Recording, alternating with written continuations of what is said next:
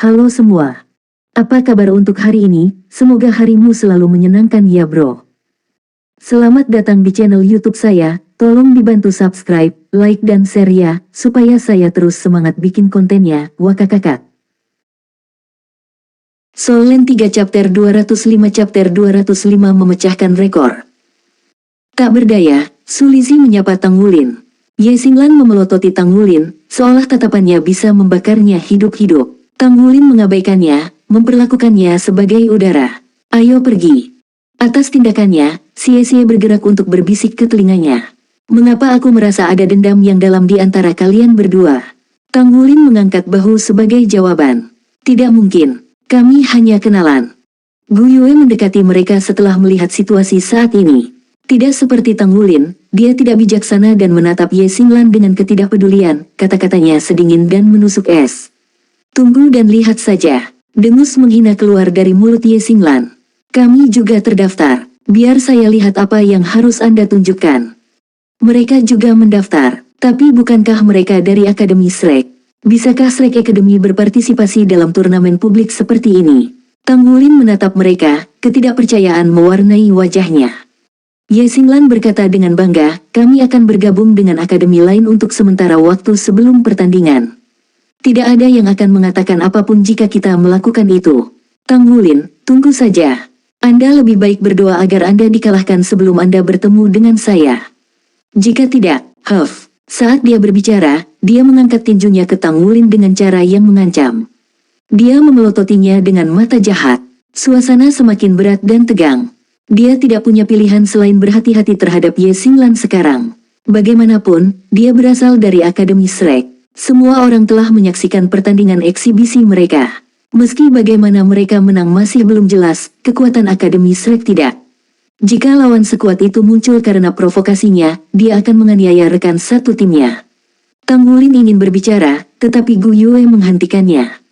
Baik, kita lihat nanti. Kapten, ayo pergi. Gu Yue menarik Tang Wulin pergi, tidak memberinya kesempatan untuk menyelesaikan apapun. Dalam perjalanan kembali ke hotel, Tang Wulin menceritakan kejadian yang memupuk permusuhan antara dia dan Ye Xinglan. Kapten, kau sangat keren, kata Su Xiaoyan dengan mata berbinar. Mereka dari Akademi Shrek tapi kau masih kehabisan mereka. Kamu terlalu hebat, tidak tunduk pada kekuasaan dan tidak tergoyahkan oleh kemiskinan, Anda adalah panutan sejati. Mulut Xie bergerak-gerak. Apa maksudmu, tidak membungkuk pada kekuasaan? Dia benci menghabiskan uang. Tang Wulin menatapnya dengan tajam. Tepat sekali, persis seperti itu. Pada pengakuan ini, Xie berhenti mengejek Tang Wulin dalam sekejap. Gu Yue berseru, begitulah dia sebenarnya. Xie tersandung kedua kakinya sendiri. Sialan Gu Yue, tidak bisakah kau menjadi sedikit kurang bias? Apakah semua yang dia lakukan hanya untukmu? Tentu saja. Gu Yue menyatakannya seolah-olah itu fakta. Kemarahan meningkat di dalam Xie, menggelegak seperti lava dari gunung berapi. Jadi kamu ingin menikah dengannya saat kamu besar nanti? Apakah Anda hanya berencana ke depan? Gu Yue tercengang. Untuk sesaat, dia menatap Tang Wulin dengan tatapan suram, lalu bergegas kembali ke hotel. Xie terperangah. Sampai sekarang, dia belum memenangkan satupun duel verbal melawan Gu Yue. Sekarang dia keluar sebagai pemenang, kegelisahan merayapi hatinya saat dia menyaksikan badai Gu Yue pergi. Apakah saya mengatakan sesuatu yang salah?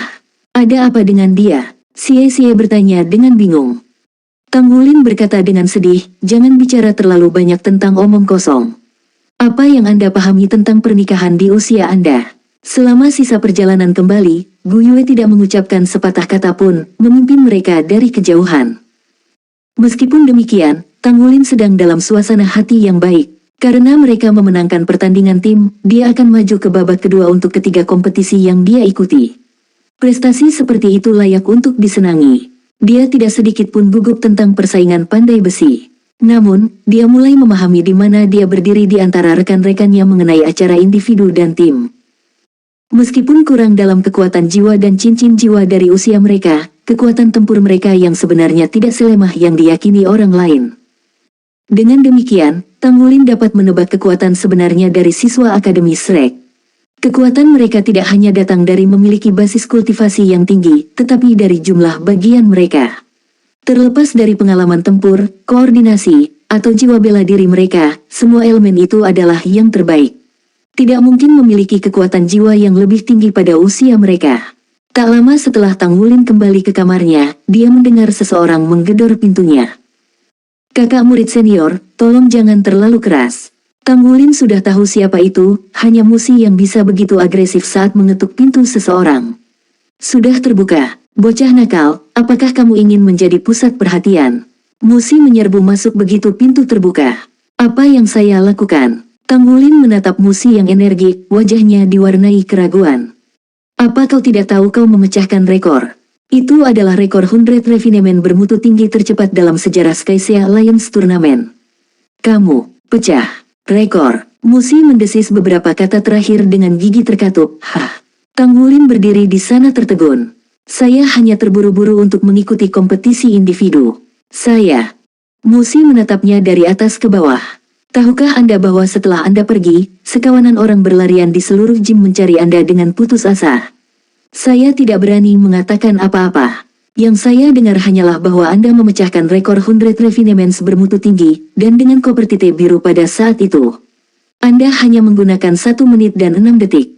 Jalan untuk pergi. Aku tidak bermaksud begitu. Tang Wulin telah berulang kali diperingatkan untuk tetap rendah hati sebelumnya, namun tidak ada yang mengira hal seperti ini akan terjadi. Pengendalian dirinya hancur saat dia mulai menempa. Dalam keadaan pikiran itu, dia fokus untuk menciptakan produk terbaik yang dia bisa. Musi mendengus. Yah, bagaimanapun, kamu berada di pusat perhatian sekarang. Saya berharap semua orang akan fokus pada Anda di babak berikutnya. Anda lebih baik mempersiapkan diri. Apa yang akan saya lakukan? Tang Wulin bingung. Musi berkata, apa yang akan terjadi, akan menjadi. Jangan biarkan itu mempengaruhi Anda. Bukannya Issea City dilarang menghasilkan orang jenius, bukan? Tang Wulin menatapnya dengan heran. Kakak murid senior, apa kamu bilang aku jenius? Musi mengangkat alis karena terkejut lalu mulai mencubit pipinya. Dia terus mencubit pipinya saat dia menggertakkan giginya. Ya, tepat sekali. Kamu jenius. Tang Wulin nyaris tidak koheren saat dia berbicara. Kakak murid senior, tolong jangan mencubit saya ketika Anda bisa berbicara. Anda harus pergi sekarang. Dengan susah payah, Tang Wulin berhasil menangkis jari-jari iblis Musi dari pipinya dan melihatnya keluar. Meski wajahnya sakit, hatinya tetap hangat. Perseptif sejak kecil, dia tahu bahwa taring Musi yang terbuka adalah untuk mengingatkannya agar tidak menarik perhatian dunia. Karena mereka telah memperhatikan pemalsuan saya perlu memikirkan beberapa rencana. Saat hari pertama turnamen berakhir, beberapa bersuka cita sementara yang lain merajuk. Bagi mereka yang gagal, ini adalah rasa sakit karena tersingkir. Bagi mereka yang lulus, itu adalah kecemasan akan apa yang akan terjadi. Jadwal turnamen sangat padat, dengan pertandingan yang diadakan setiap hari. Tang Wulin harus bangun pagi untuk menghadiri putaran kedua kompetisi pandai besi. Ini adalah babak yang sangat penting. Juara turnamen pandai besi akan ditentukan oleh jumlah nilai mereka yang diberikan oleh juri. Jadi, kinerja aditif. Tanpa ragu, Tang Wulin adalah pelopor ronde pertama, setelah menghasilkan 100 produk olahan bermutu tinggi dalam waktu singkat. Chapter kedua adalah babak free forage di mana peserta akan mengambil logam dan menempanya dengan kemampuan terbaik mereka. Untuk divisi junior, siapapun yang berhasil memurnikan 100 logam dianggap berbakat. Sekarang, jika mereka berhasil dalam 1000 pemurnian, maka mereka akan digembar-gemborkan sebagai orang jenius. Setelah semalaman bermeditasi, Tang Wulin mendapatkan sebuah rencana. Keesokan paginya, segerombolan pandai besi berkumpul. Mereka menuju tempat kompetisi. Tang Wulin mengikuti di belakang kelompok, berbisik pelan ke Musi, kakak murid senior, apakah kamu percaya padaku? Bukan saya, Musi membalas tanpa ragu. Tang Wulin tertegun, tawa pahit keluar dari bibirnya. Tidak bisakah kamu menjadi sedikit lebih menyenangkan? Apakah kamu benar-benar tidak percaya padaku? Musi tersenyum dalam hati saat melihat Tang Wulin mengempis, tetapi secara lahiriah dia mendengus. Kenapa aku harus percaya padamu? Apa yang Anda miliki untuk saya percayai? Integritas. Tang Wulin berseru. Kamu punya itu. Berapa kilogram? Musi berkata dengan jijik. Tang Wulin tidak berdaya dengan kata-katanya. Baik, jika kamu tidak percaya padaku maka kamu tidak. Kecurigaan muncul di hati Musi. Katakan saja padaku apa yang sudah kamu katakan. Keluar dengan itu. Tang Wulin menyeringai. Jika Anda percaya pada saya, maka pilihlah perak berat nanti. Perak tebal, apakah Anda mencoba menyakiti saya dengan sengaja? Meskipun heavy silver adalah logam yang layak, peringkatnya di tengah relatif terhadap bahan lainnya. Karena ini adalah turnamen, semakin sulit logam itu dipalsukan, semakin banyak poin yang akan diberikan. Karena jauh lebih mudah untuk menempanya daripada blue copper tite, perak berat paling baik dapat dianggap sebagai puncak logam kelas menengah. Dengan memilihnya, peluang keberhasilannya akan meningkat. Namun, ini masih tergantung pada kebetulan. Jika Musi gagal, skornya akan anjlok dan dia bahkan mungkin tersingkir. Soul Land 3 Chapter 206. Chapter 206 Percayalah padaku. Tang Wulin berkata, sebenarnya, saya juga tidak terlalu yakin. Tapi jika Anda percaya pada saya pasti akan berhasil menjadikan Anda juara. Musi menatapnya dengan heran. Kamu benar-benar ingin membantuku menang. Senyuman muncul di bibir Tang Wulin. Saya sudah memecahkan rekor, jika saya tidak keluar dari pusat perhatian, guru akan menghukum saya ketika saya kembali. Selain itu, bukankah kamu mengatakan akan memberiku hadiah tempat pertama? Anda tahu betapa saya mencintai uang. Jika Anda mengambil tempat pertama dan saya mengambil tempat kedua, maka saya akan mendapatkan hadiah dan menyelesaikan tugas guru. Ini sama-sama menguntungkan. Musi tidak yakin. Aku sainganmu. Tidak mungkin aku bisa mempercayaimu. Huff. Dia mempercepat langkahnya. Tak terlihat oleh Tang Wulin, ekspresi Musi menggambarkan emosi yang berperang, bergejolak seperti musim hujan. Sejak dia bertemu Tang Wulin, dia akan selalu mengganggunya karena suatu alasan. Belakangan, dia menyadari tindakannya berasal dari kecemburuan. Di dunia pandai besi, Musi digembar-gemborkan sebagai gadis sombong yang dikirim dari surga. Meski begitu, penampilan Tang Wulin mengancam posisinya, memaksanya untuk melihatnya sebagai saingan. Namun pada akhirnya, dia tidak dapat bersaing dengan Tang Wulin. Setiap kali dia mengumpulkan keberanian untuk menantang Tang Wulin dalam duel pandai besi, kemajuan luar biasa membuatnya kehilangan kepercayaan dirinya. Namun tidak peduli seberapa memar egonya, Musi berusaha lebih keras dan lebih keras, sampai masa lalunya tidak dapat dibandingkan dengan dirinya saat ini. Meski begitu, jarak antara Musi dan Tang Wulin terus melebar. Ketika Tang Wulin dipromosikan menjadi pandai besi peringkat 4, dia akhirnya bisa melepaskan kecemburuannya.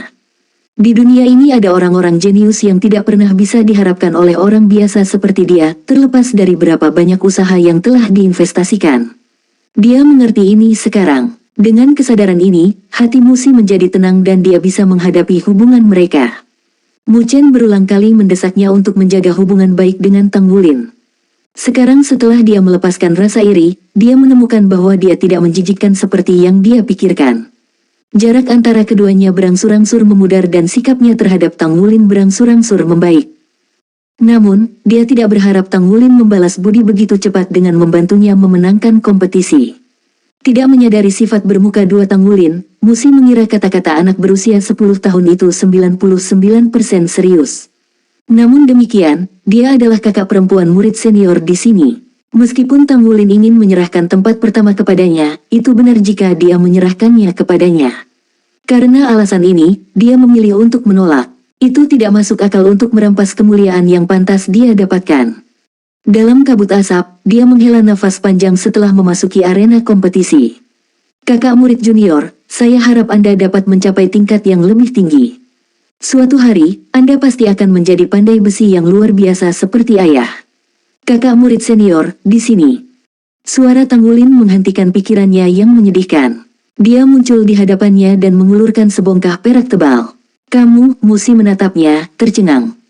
Tang Wulin berkata dengan serius, kakak murid senior, percayalah padaku. Jika Anda mengakui saya sebagai saudara murid junior Anda, maka percayalah. Bagaimana mungkin Musi tidak percaya padanya sekarang? Wulin, aku. Tang Wulin melangkah maju, memeluknya. Kakak murid senior, percayalah padaku. Meskipun berdiri setengah kepala lebih pendek darinya dan memegang sepotong logam di tangannya, Tang Wulin menenangkannya dan menghilangkan keraguannya dengan pelukannya. Dia melepaskannya beberapa saat kemudian, mengambil batang logam. Sementara itu, Zheng Tianlin menatap Tang Wulin dari kejauhan. Ekspresinya yang tertegun menjadi gelap. Meski tidak satu divisi, mereka tetap memasuki arena kompetisi bersama. Bocah kecil itu memeluk Musi. Dan dia tidak melawan sama sekali. Apa hubungan mereka? Kecemburuan menusuk hatinya.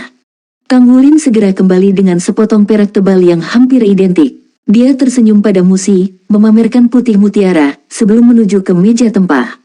Musi tidak punya pilihan selain mengikutinya.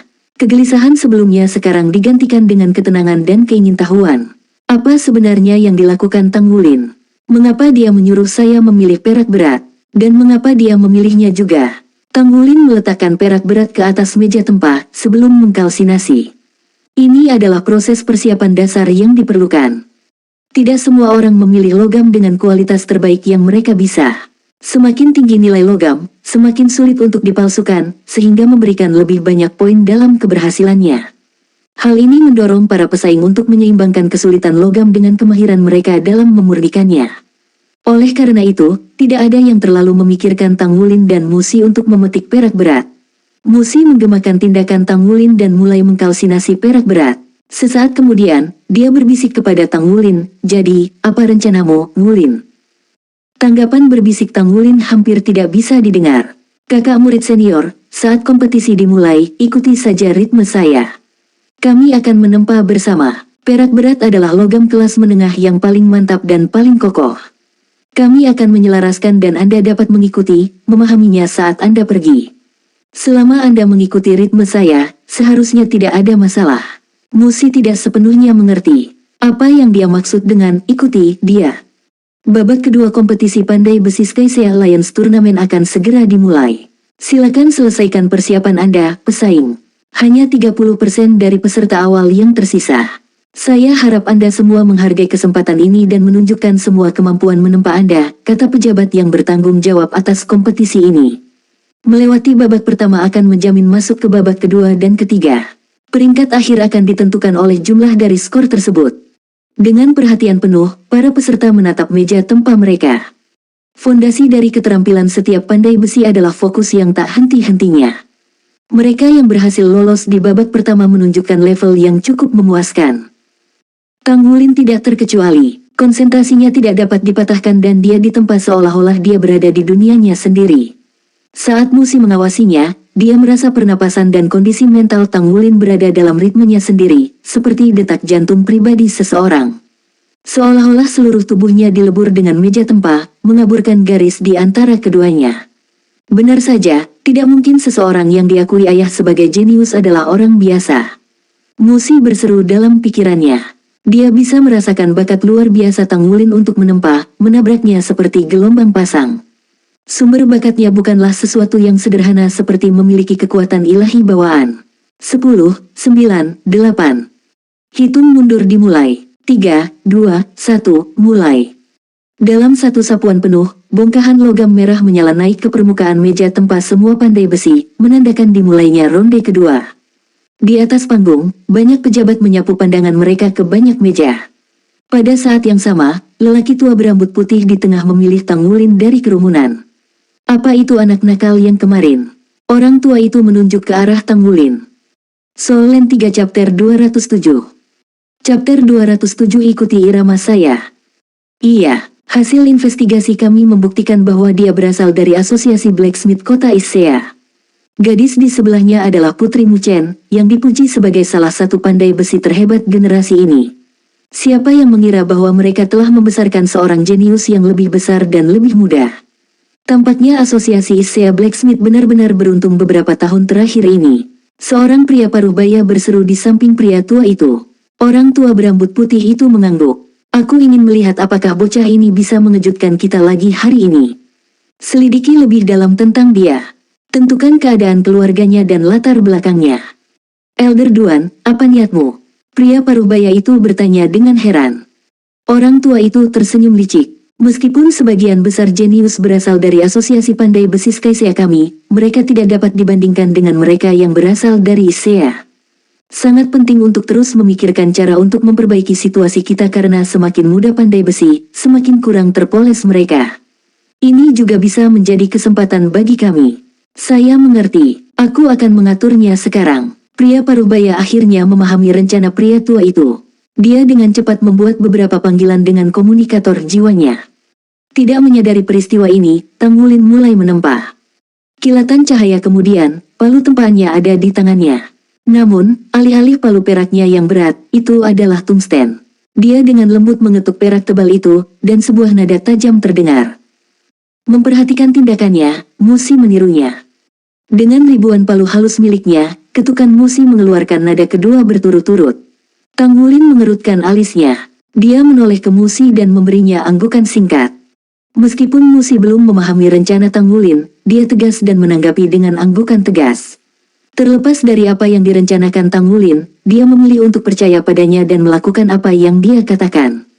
Jika dia bisa melihat betapa terkejutnya Tang Wulin di lengan bajunya, lalu bagaimana jika itu berakhir dengan kegagalan? Mereka masih muda dan memiliki banyak kesempatan menunggu mereka di masa depan. Ding! Palu Tang Wulin turun. Musi meniru dia. Dia merasakan penundaan antara gerakan mereka menghilang. Selain itu, serangan Tang Wulin tampak lebih berat dari biasanya, hampir seolah-olah itu miliknya. Bergerak selaras, Tang Wulin dan Musi mengangkat palu mereka yang lain dan menghancurkan logam itu. Pandai besi di sekitarnya juga mulai menempah. Banyak yang telah terperangkap dalam badai ritme tempaan Tang Wulin sehari sebelumnya, tetapi hari ini mereka telah mempelajari pelajaran mereka dan terjun ke dalam proses itu secepat mungkin. Dengan setiap ledakan palu tungsten Tang Wulin yang bergema, ledakan lainnya segera menyusul. Meskipun Tang Wulin telah memperlambat langkahnya, itu masih memiliki tempo yang aneh. Palu mereka terangkat dan jatuh bersama saat mereka menempa serempak, secara bertahap meningkat dalam kecepatan dan kesamaan. Saat palu Tang Wulin mulai terbang di udara, begitu juga dengan Musi. Perasaan, irama. Kedua kata ini melekat di benak Musi. Dia telah menempa perak tebal berkali-kali sebelumnya, namun, kali ini, itu adalah sensasi yang sama sekali berbeda. Saat Musi menempa dengan Tang Wulin, dia menemukan bahwa dia bisa merasakan nafas perak yang berat lebih jelas dari biasanya, mengikuti ritme dan iramanya. Sebagai seorang jenius dalam dirinya sendiri, dia segera membenamkan dirinya dalam perasaan ini. Senyuman muncul saat Tang Wulin mengamati perubahannya. Kakak murid senior benar-benar kakak murid senior. Jika dia memikirkannya, maka dia benar-benar bisa melakukannya.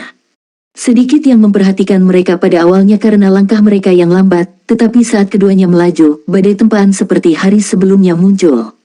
Palu Tang Wulin menyerang lebih cepat, mendorong Musi untuk melakukan hal yang sama. Palu mereka menghujani logam seperti angin puyuh, setiap pukulan bergema. Hal yang paling tidak biasa adalah bahwa keduanya saling mencerminkan dengan sempurna, bahkan lokasi serangan dan tarikan palu mereka pun identik. Di bawah serangan mereka, perak berat itu perlahan menyusut dan berubah. Para pandai besi di atas panggung segera menyadari situasi aneh ini, membuat mereka terkejut. Apa yang dua anak ini lakukan? Mengapa ritme tempa mereka identik? Ini adalah pertama kalinya mereka melihat yang seperti ini. Sekarang Musi benar-benar tenggelam dalam proses penempaan, dia bisa dengan jelas mendengar suara perak yang berat itu saat bersorak dengan setiap serangan di tubuhnya. Dia tidak perlu lagi mengikuti ritme Tang Wulin, menggunakan indranya sendiri untuk melanjutkan. Ini adalah pertama kalinya dia mengalami sensasi mistis. Pikirannya kosong dari pikiran yang mengganggu, dia memfokuskan semua perhatiannya pada penempaan. Palu demi palu turun, secara bertahap membentuk perak berat. Dering gembira terdengar sebagai respons untuk dimurnikan. Pola awan yang indah muncul di permukaan perak yang berkelap-kelip. Butir-butir keringat mengalir di dahi Musi. Meskipun kekuatan jiwanya melebihi Tang Wulin sejauh ini, dia tidak bisa dibandingkan dengan kekuatan fisiknya. Bahkan setelah Tang Wulin menurunkan kekuatannya untuk menyamai hasil biasa Musi, langkah mereka melelahkan. Hanya dengan memusatkan kekuatan jiwanya ke dalam pelukannya, dia baru saja berhasil melanjutkan penempaan yang bergerak cepat ini. Tahun-tahun pandai besi Musi datang bersamaan, yang memuncak menjadi sensasi yang membuatnya ingin bernyanyi saat dia terpesona oleh perasaan ini. Iya, seperti ini. Persis seperti ini, pikiran ini bergema di dalam hatinya. Bang! Serangan terakhir keduanya mendarat secara bersamaan. Dua berkas cahaya melesat ke udara dari perak tebal, meskipun cahaya itu hanya bertahan sekejap, itu jelas terlihat oleh semua orang di atas panggung. Apa? Sebuah lampu keluar, orang tua itu tanpa sadar berteriak. Tanpa satu pengecualian, semua pandai besi dari aliansi Skysia menatap duo itu. Chen Yue juga ada di atas panggung, tapi di ujung sana. Dia telah memperhatikan keduanya sejak awal kompetisi. Bahkan dengan pemahaman sebelumnya tentang keduanya, dia terperangah oleh ritme mereka yang disinkronkan. Apa yang dua bocah itu lakukan? Mengapa Tang Wulin tidak menggunakan palu peraknya yang berat? Apa yang dia lakukan? Namun, semua keraguannya sirna saat melihat berkas cahaya tersebut. Chen Yue menyadari kemampuan Tang Wulin untuk memurnikan ribuan logam kelas 2, tetapi tanpa diduga Musi telah mencapainya juga.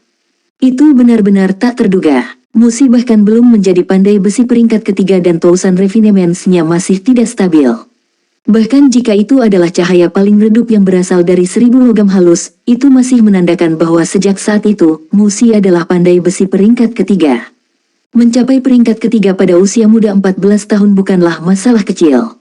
Tidak ada satupun pandai besi peringkat ketiga yang ada di dalam divisi junior, Tang Wulin peringkat keempat, jadi dia tidak menghitung. Orang tua itu terbangun dari pingsannya dengan suara tegukan. Dia melangkah maju dan melompat turun dari panggung dengan gerakan gesit tidak seperti orang tua. Dia tidak lagi peduli bahwa kompetisi masih berlangsung, langsung menyerang ke arah Tang Wulin dan Musi. Lingkaran cahaya biru berkilauan di sekitar logam perak saat Tang Wulin menyingkirkan palu tungsten miliknya.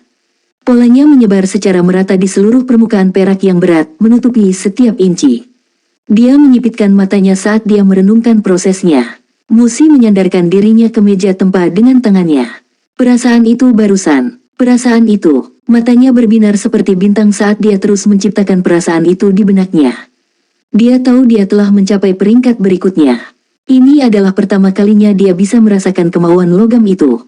Saat dia mengukir pengalaman ini ke dalam hatinya, dia memiliki penghargaan yang baru ditemukan untuk semua yang datang sebelumnya.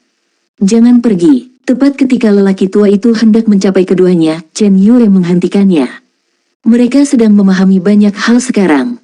Kita tidak boleh mengganggu mereka, kata Chen Yue dengan suara rendah. Orang tua itu, serta pandai besi lain yang mengikuti, semuanya berhenti di tempatnya. Karena mereka semua setidaknya peringkat kelima, mereka mengerti betapa pentingnya waktu pemahaman bagi pandai besi. Soul Land 3 Chapter 208. Chapter 208 Pemahaman dan Kemajuan Musi. Dari tempat mereka berdiri, mereka bisa dengan jelas melihat dua bongkahan perak berat yang dimurnikan di atas meja. Itu pasti 1000 perak berat halus. Dan itu kelas 2. Kelas 2000 perak berat halus kelas 2 biasanya berada di domain pandai besi peringkat 4, namun dua anak yang berhasil menempanya sekarang berdiri di depannya.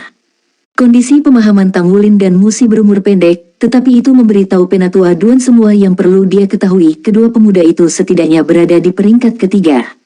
Orang tua itu menoleh ke Chen Yue. Yue kecil, asosiasi Isea Blacksmithmu pasti memiliki beberapa trik. Mu Chen benar-benar tangguh. Aku tidak pernah menyangka dia akan mendidik dua penerus muda, terutama bocah di sana. Saya memeriksanya dan menemukan bahwa dia baru berusia 10 tahun. Di mana Anda menemukan orang aneh seperti itu? Chen Yue senang dengan ekspresi pahit pria tua itu. Elder Duan, kamu tidak perlu terlalu khawatir. Kami hanya beruntung. Anda harus tahu bahwa Musi telah menunjukkan janji sejak dia masih kecil, tetapi Wulin adalah satu-satunya murid langsung presiden kami. Dia cukup berbakat. Mungkin dia bisa bertukar catatan dengan pandai besi dari Skysia City di masa mendatang.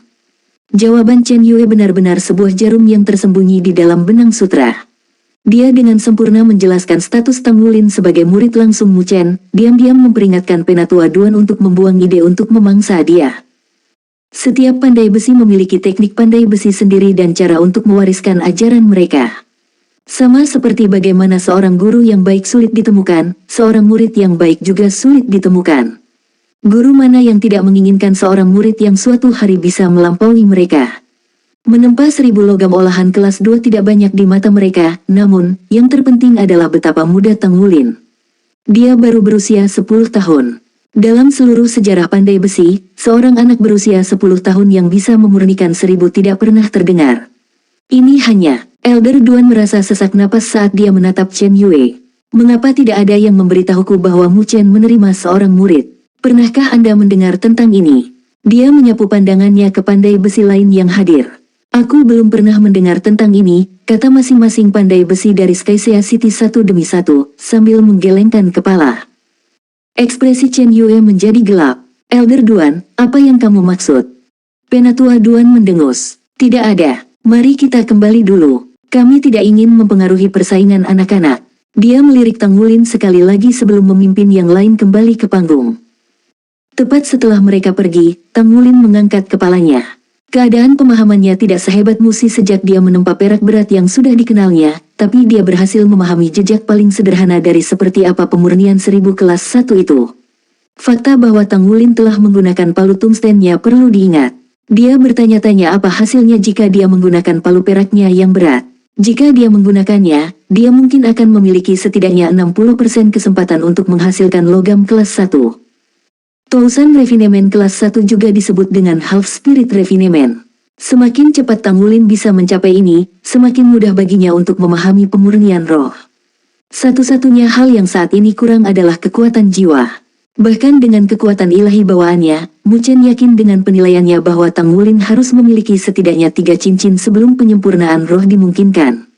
Ini karena, selama proses pemurnian roh, pandai besi perlu memasukkan energi yang berasal dari pandai besi itu sendiri ke logam. Dengan kata lain, celah antara jiwa bela diri pandai besi dan logam. Seorang pandai besi biasa perlu memiliki setidaknya 4 cincin sebelum dapat menyempurnakan roh, tetapi dengan kekuatan ilahi bawaannya, Tang Wulin hanya membutuhkan 3 cincin untuk mempertahankan prosesnya. Meskipun demikian, Tousan Refinement kelas 1 dapat dianggap sebagai pintu gerbang ke Spirit Refinement. Semakin besar perasaan dan semakin dalam pemahamannya, semakin dekat dia ke alam pemurnian roh. Tang Wulin telah menetapkan tujuan untuk dirinya sendiri sebelum dimulainya turnamen. Sebelum mencapai 3 cincin, dia akan ribuan memperbaiki setiap logam yang dia bisa dapatkan dengan standar kelas 1. Dengan cara ini, ketika waktu baginya untuk mencoba pemurnian roh tiba, peluang keberhasilannya akan meningkat secara dramatis sambil menurunkan biaya materialnya. Musi menghela nafas panjang saat dia mengangkat kepalanya, dengan lesu menatap logam perak yang berkelap-kelip di depannya. Saat dia melihat perak yang berat, dia linglung. Itu 1000 kelas 2 halus. Meskipun dia tidak bisa dibandingkan dengan Grandmaster Blacksmith, pemahamannya tentang penempaan tingkat tinggi masih sangat dalam sejak dia tumbuh sebagai putri dari Saint Blacksmith. Dia secara alami dapat mengidentifikasi level logam yang baru saja dia tempah. Apakah itu sebenarnya kelas 2? Dia bahkan belum memahami dasar-dasar 1000 perbaikan, namun entah bagaimana dia berhasil menempa logam kelas 2. Musi tidak bisa mempercayainya. Lebih jauh lagi, dia baru saja memahami esensi sejati dari 1000 perbaikan dan sekarang yakin dengan kemampuannya untuk memperbaiki ribuan logam apapun. Mempertimbangkan hal ini, dia tahu bahwa dia sekarang adalah pandai besi peringkat ketiga. Dia menoleh ke Tang Wulin, matanya dipenuhi berbagai macam emosi, lega, kagum, iri, dan emosi lain yang tidak dia mengerti. Seorang guru membimbing jalannya, menghilangkan keraguan muridnya, seperti itulah rasanya dengan Tang Wulin yang memimpinnya. Dia adalah orang yang mengangkatnya ke peringkat ketiga, sesuatu yang bahkan tidak bisa dicapai ayahnya.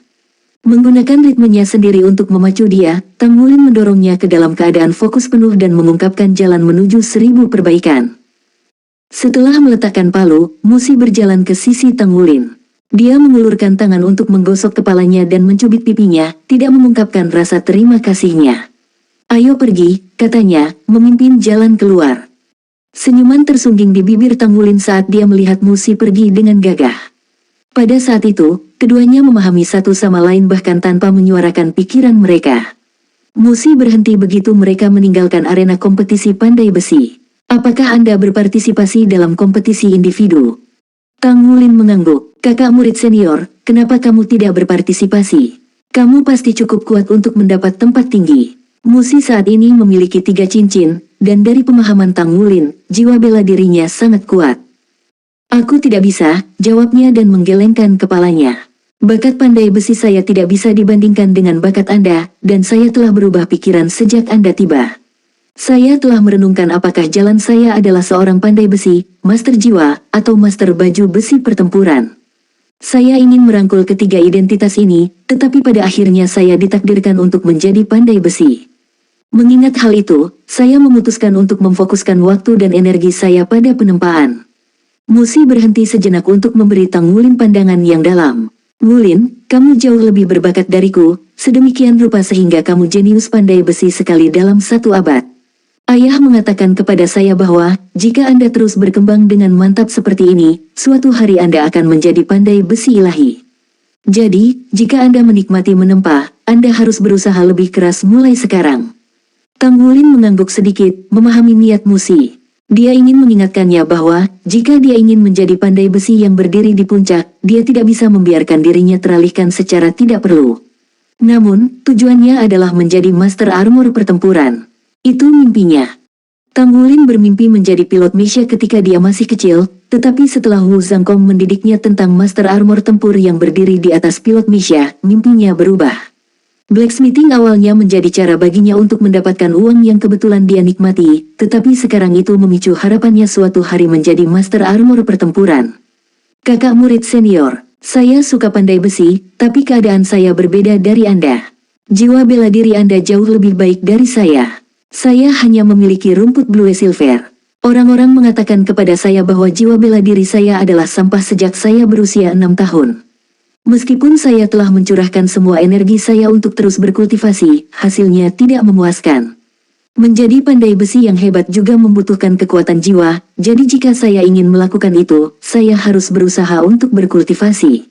Selain itu, impian sejatiku adalah menjadi Master Armor tempur.